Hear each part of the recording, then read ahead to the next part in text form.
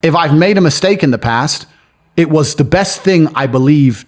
At the time, I thought it was the best thing to do.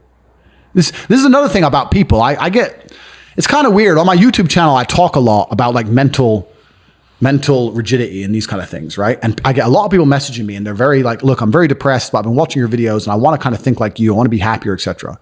I made this big mistake 2 years ago and I lost my wife, whatever. And I try and explain to them that if you did what you believed was best at the time, hindsight's a bitch, right? If you did what you believed was best at the time, then what are you mad for?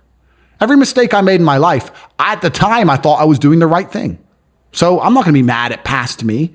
And every single bad thing that's happened to me, every single piece of trauma that's happened in my life has led me here. So if you're happy with where you are currently, then you have to be happy for every bad thing that's ever happened to you. Genuinely, right? If you look at your life now and go, I'm quite happy with where I am, then you have to be happy with every single shit day you've had because you wouldn't end up here any other way.